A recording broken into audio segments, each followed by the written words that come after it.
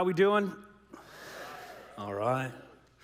Hey, there's one store that is just notorious for getting you off track. You go in for one thing. You guys don't know what I'm gonna say yet. You go in for, notice all the women are laughing. You go in for one simple necessity. So if it's me, I go in for a stick of deodorant, little Neutrogena face wash, all out of Motrin, gotta get a bottle of Motrin. And especially if women are involved, AKA my wife, Rachel, you leave with way more than you expected when you walked in. Oh, look at that cute little throw pillow. We already have 8 on the couch, but we need one more to complete for the spring season. Oh, look at those candles. Lavender wood scent. They always have weird names now. Oh, houseplants. We need 2 more houseplants on our bookshelves. And then the infamous $1 location right there at the front. Section right here. Oh, we got a $1 person right here. I won't say their name. And the $1 section, it's always, that stuff is low quality, cheap stuff, but it always gets you. And then throw in a couple more shirts. It's almost like this store is like pumping through their air vents this sense of distraction and more money. And what you expect to be a simple 5-minute trip, you go to your aisle, you get your thing, you go to the self-checkout, and you're out, ends up being a 45-minute exploration that tests your patience. Any guesses as to what store I'm talking about? Whoa, yes, it is Target. There's a lot of men in here who live my life and know what I'm talking about. How many women in here, yes, maybe I'm being a little sexist this morning, who have that evil, malicious, sinful Target red card? Yes, you know who you are. Let me just tell you, as someone who has their bachelor's in marketing, you think, you save 5% off everything in the store, but they just do that so that you spend more money. They get you, you don't get them. Guys, you want a secret? Here's the brilliant, I'm actually a big Target fan now too. The secret is they have that online drive-up service thing.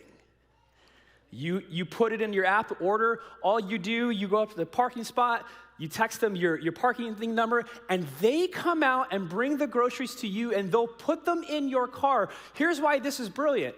Because then you never have to go inside the store and get caught up in all these extra purchases, and it saves you from sinning even more. See, I don't like getting distracted. I don't like waiting. I'm not a patient person. More often than not, I am always in a hurry. I can go to Target for just one thing, get it, and go. But that's not the case with my wife, Rachel. This morning, as we continue marching our way through John Mark's autobiography of Jesus of Nazareth, we read a story about a guy named Jairus. Jairus is he's a religious man. In fact, he's a synagogue leader. Would have been really well known in the community, completely devoted to God, a community leader, well respected, probably upper middle class, you get the point. And he's got one really important need, and just one. And it's far more important than me, picking up a stick of deodorant or Motrin, although I'm sure the people around me want me to have that deodorant. He is on a desperate, laser-focused mission for Jesus to give him just one thing. So here's what we read, Mark chapter 5. We'll start at verse 21. Mark 5:21, page 685 in the Orange Bibles. When Jesus had again crossed over by boat to the other side of the lake, if you were here last week, he went across the lake. Now he's coming back the other way. A large crowd gathered around him while he was by the lake. Then one of the synagogue leaders named Jairus came, and when he saw Jesus, he fell at his feet.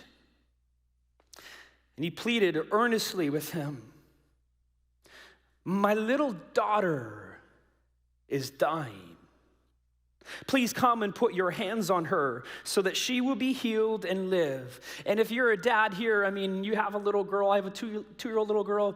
She just got stung by a bee for the first time a couple weeks ago. When I found that out, my heart, I was in like daddy protection mode.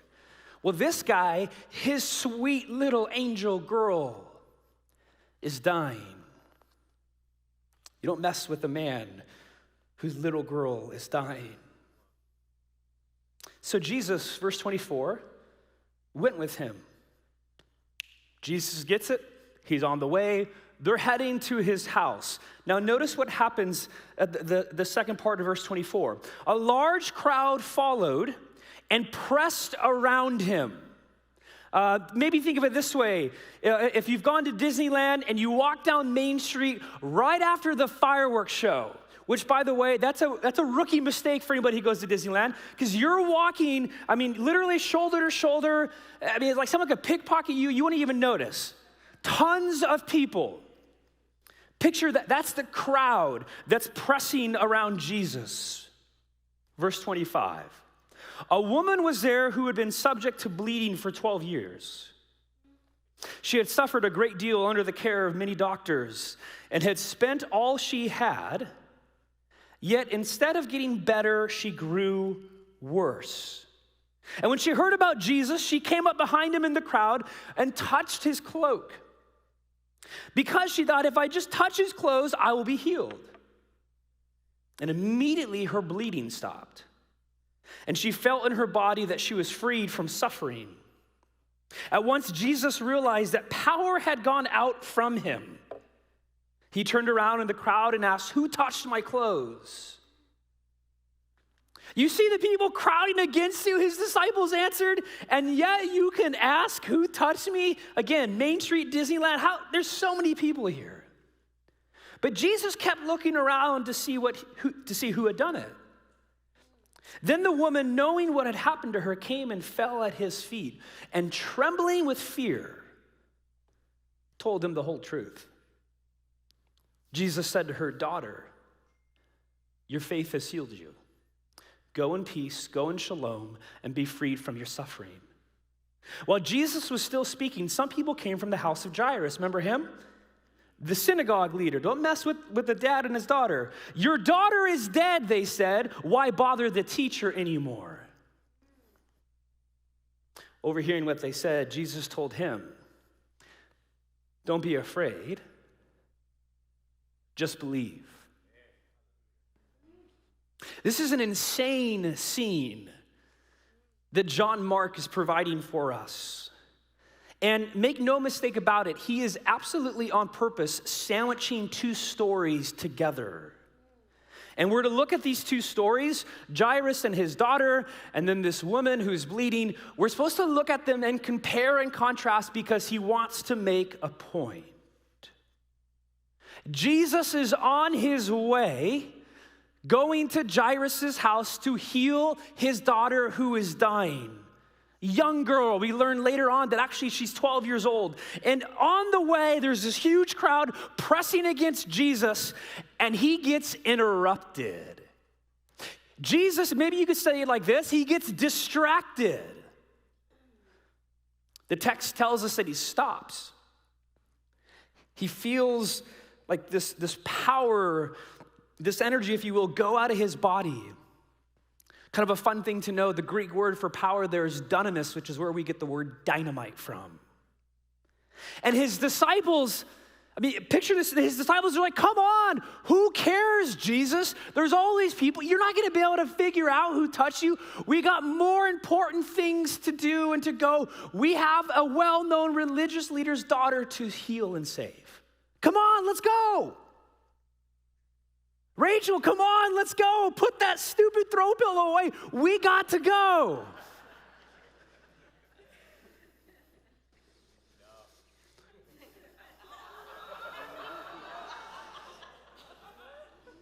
I do know a good counselor, Danny. But Jesus stops. But Jesus waits. But Jesus lets himself get distracted. And to make matters worse, it is though almost that Jesus stops at the $1 section. What do I mean? Why do I make a comparison to the dollar section? Well, this lady that reaches out to Jesus and touches his cloak, she's bleeding. Most scholars think she has some form of like a hemorrhage. And she's had this for 12 years. 12 years, more than a decade. And oh, by the way, Jairus' daughter is 12 years old. We are to compare. In the first century Jewish culture, here's what you have to know. It's going to be so hard for us to wrap our minds around this. We may not even want to. But Jesus was a great, brilliant Jewish rabbi. And in Jewish law in the first century, this woman was considered unclean. Now, Mark, why is she considered unclean? Here's why. Turn to Leviticus. We don't ever turn to Leviticus, and there's a reason for that. You'll find out. Leviticus chapter 15. Third book in the Bible, Genesis, Exodus, Leviticus.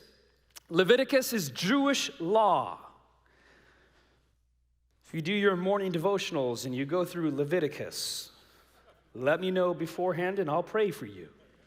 Verse 25.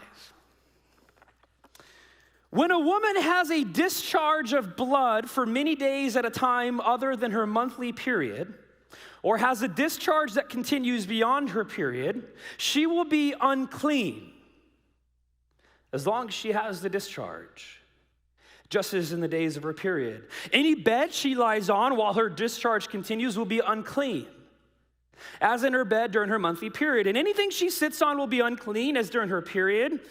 By the way, welcome to the bridge if you're new. You know what I mean? Like, please come back.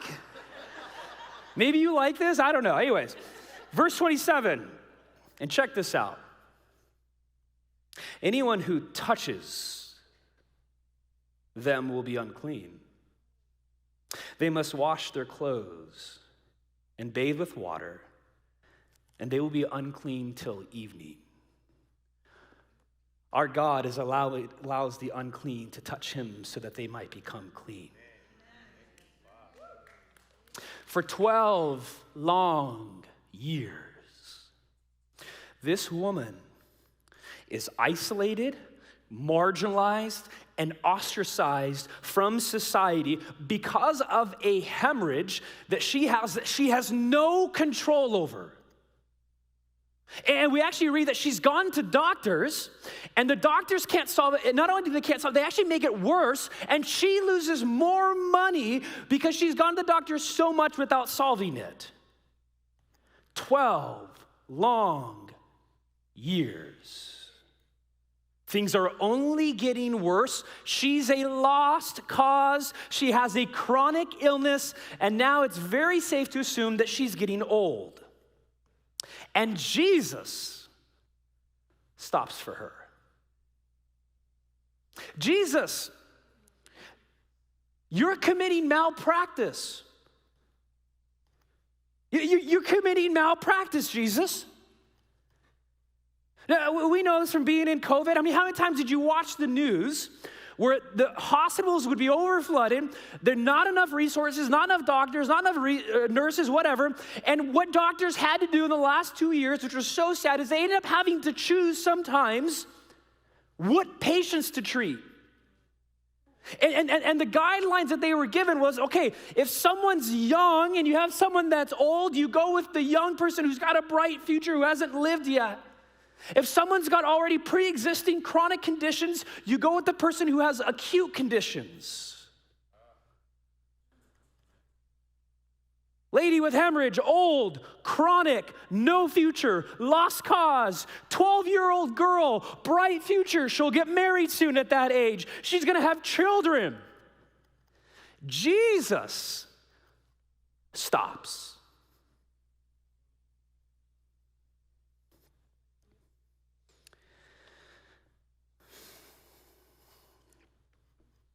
Jesus isn't in a hurry.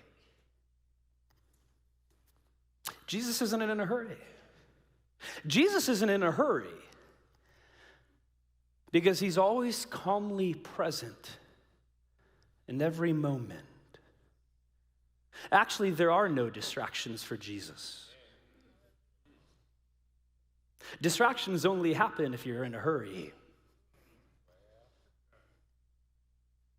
Can you imagine being Jairus?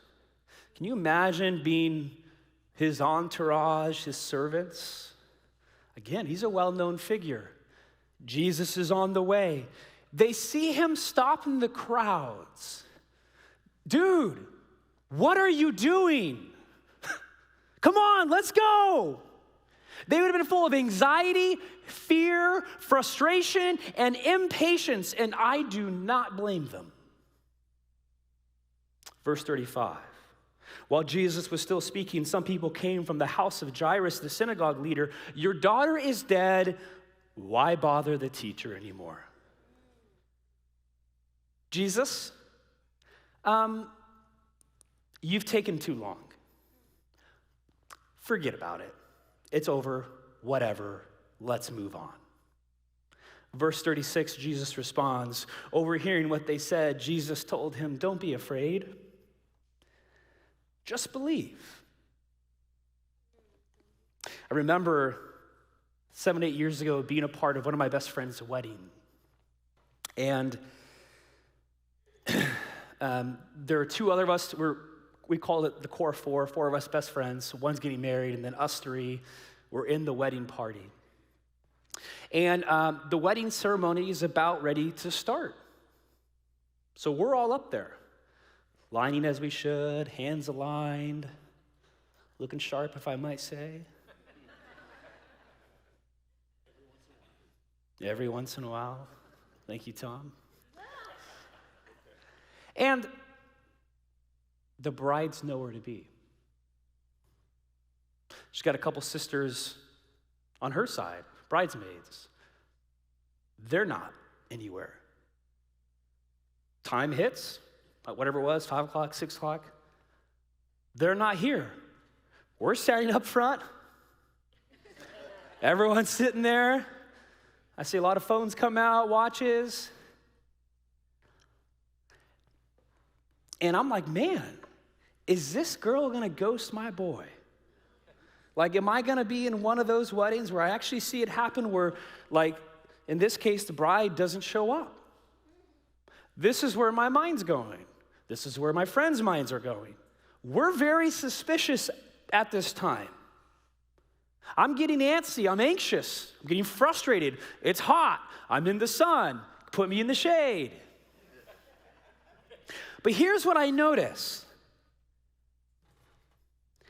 Everyone in her family and her friends is as calm and cool as the ocean breeze.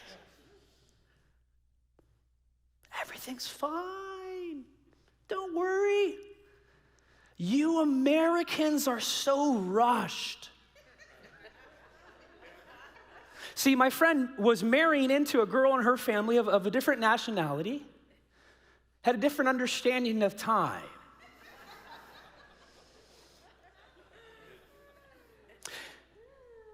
And she's not late. This isn't abnormal. Nothing's wrong. 45 minutes later, she shows up. See, what do we tell you? Everything's okay. Everything's fine. You just need to relax. You just need to trust us. Tim Keller, well-known pastor in New York, says this. In essence, Jesus says to Jairus, trust me, be patient, There's no need to hurry. Every culture has a different sense of time. God's sense of timing will confound ours, no matter what culture we're from. His grace rarely operates according to our schedule. Speaking for Jesus, I'm telling you that my grace and love are compatible with what seems to you to be unconscionable delays. It's not, I will not be hurried even though I love you. It's, I will not be hurried because I love you. I know what I'm doing. And if you try to impose your understanding of schedule and timing on me, you will struggle to feel loved by me. Jesus will not be hurried. And as a result, we often feel exactly like Jairus, impatient because he's delaying irrationally, unconsciously, inordinately. This morning, let me ask you, brothers and sisters, are you hurrying Jesus? Are you hurrying Jesus in your life? Put otherwise, does it feel like God is delaying something in your life? And because he's delaying it, are you growing impatient with him? Come on, Jesus, let's go. Don't you know where we have to go? Keller continues on and writes this. But precisely because of the delay, both Jairus and the woman, check this out, get far more than they asked for. Be aware that when you go to Jesus for help, you will both give to and get from him far more than you bargained for. Be patient, because the deal often doesn't work out the way you expected. So let's continue on with the story now, starting back at verse 35. While Jesus was still speaking, some people came from the house of Jairus, the synagogue leader. Your daughter is dead, they said. Why bother the teacher anymore? Overhearing what they said, Jesus said, don't be afraid, just believe.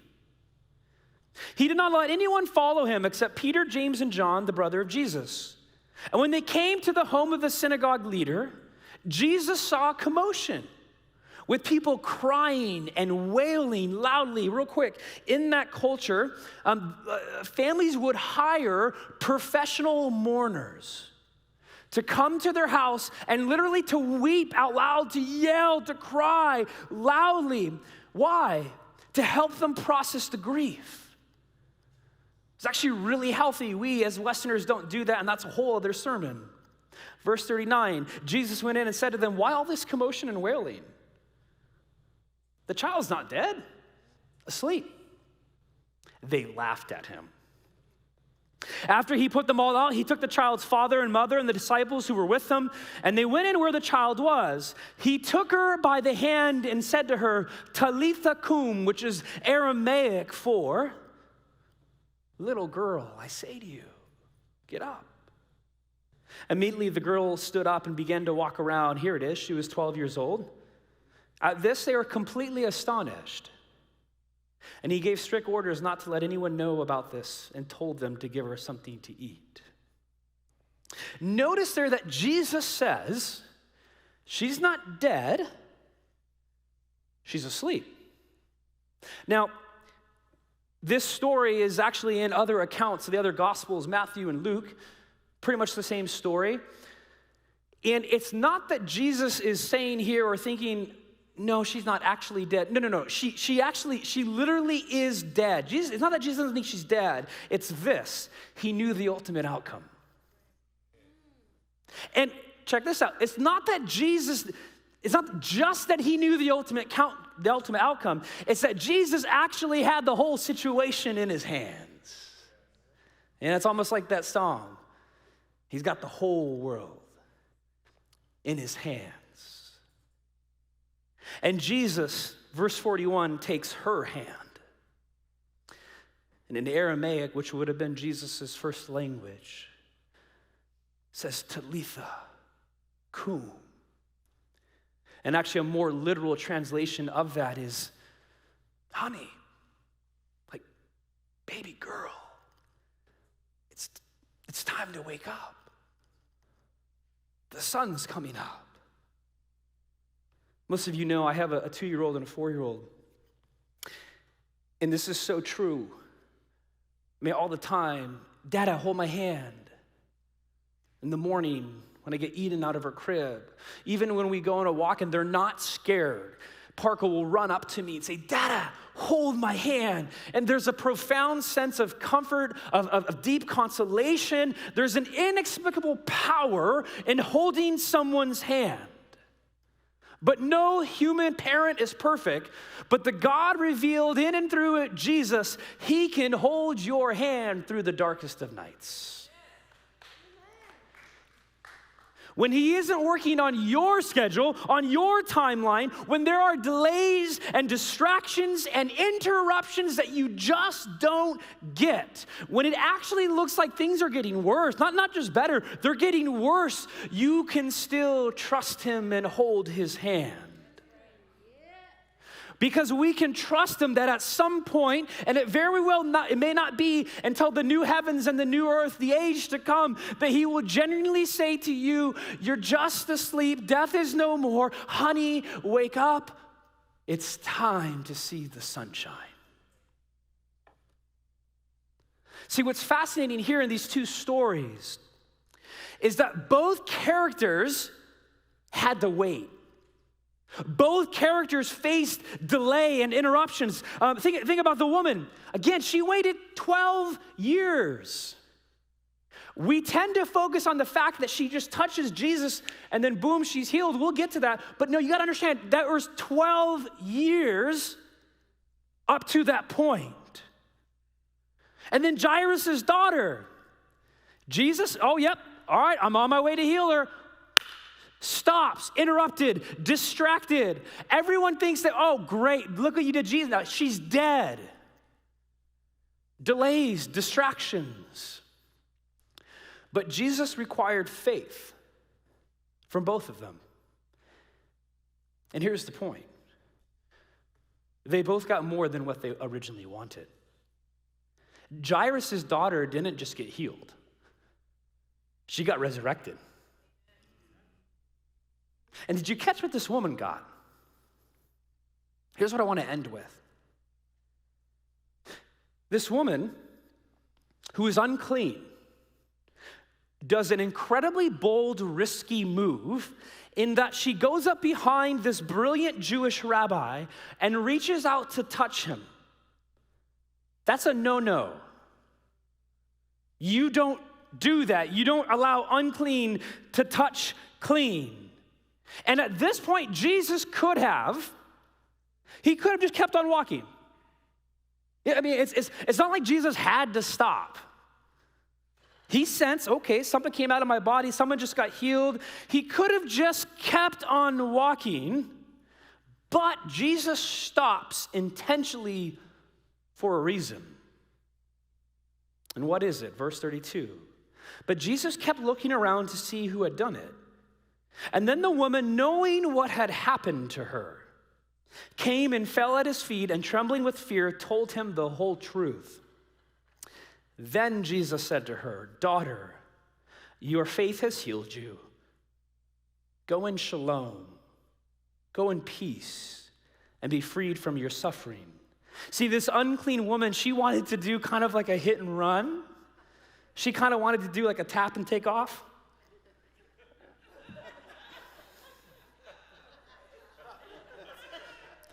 Maybe a lot of scholars say this. It's almost like she thinks Jesus is a magician. Here's the deal. Jesus doesn't say abracadabra, even though that's what she wanted. She would have been embarrassed for Jesus to call her out and have her come forward. She did not want to do that. But here's the point. Jesus Christ doesn't just heal her physically. He wants to transform and restore all the relationships around her, socially, economically, theologically, with the relationship with the healer of the universe. She was isolated and marginalized because she was considered unclean. She needed more than just physical healing. She needed shalom. What's shalom? Shalom is Hebrew for peace. Shalom means wholeness, well-being, security, friendship, salvation. Let me repeat Keller's words. Be aware that when you go to Jesus for help, you will both give to and get from him far more than you bargained for. Be patient, because the deal often doesn't work out the way you expected. So let me ask you again. Are you trying to hurry Jesus? You trying to hurry Jesus in your life? Are you fully present with everything going on around you in the moment? I know that sounds cliche. But here's the deal. If you're not fully present in the moment around you, you run the risk of actually missing out on something that God is doing right in front of you. Even if you're impatient, frustrated, and disappointed, what is he doing right now? And if it seems like God is delaying something in your life, and by the way, he will, God's time is not ours. Jesus is not an American. Breaking news. I know that may be shocking for some of us. He's not. He's a Middle Eastern first century Jewish rabbi, and they didn't hurry. They had a different understanding of time than our culture does. And so when you're waiting for Jesus, are you trusting him? And are you going out to grab his hand? The good news of Jesus is this, is that on the cross, Jesus was separated from his Father's hand so that you would never have to be. Jesus suffered patiently on the cross so that you and I could experience the hope and power of resurrection. The cross proves to us that he's with us in the waiting, and the resurrection proves that one day he'll say to you, my beloved son, my beloved daughter, yes, you, it's time to wake up. The sun's coming up. Baby girl, wake up. So Jesus holds your hand today. Will you receive and hear the whisper of his comfort in the waiting? Don't be afraid. Just believe.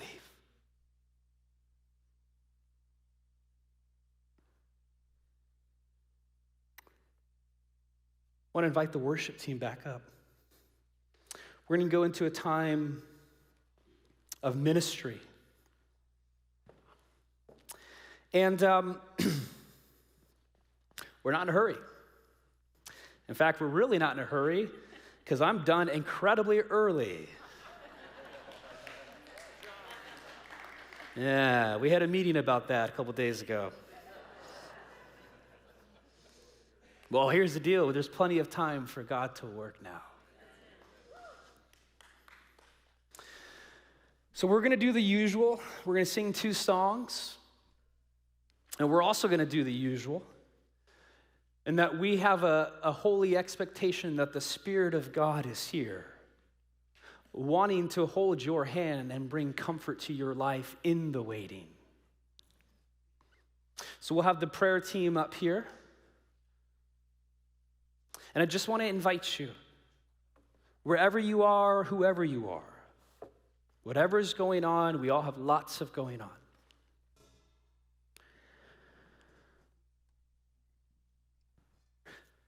Whether what's going on in your life resonates with the story that we just looked at or not, may we be a community that desperately seeks prayer.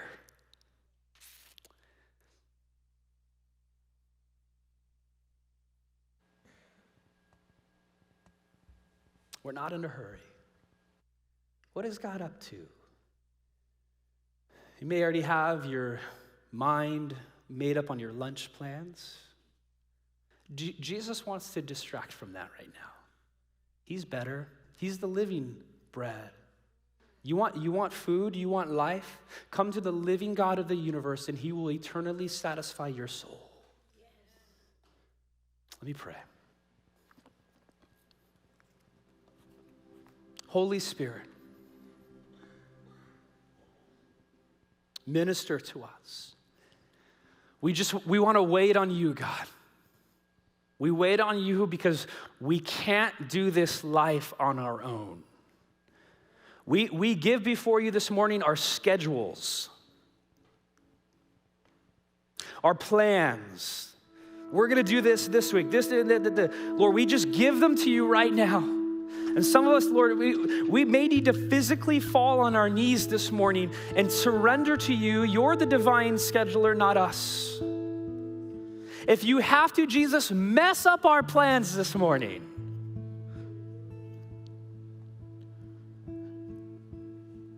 May we grab a hold of your hand. Talitha cum. Come, Holy Spirit.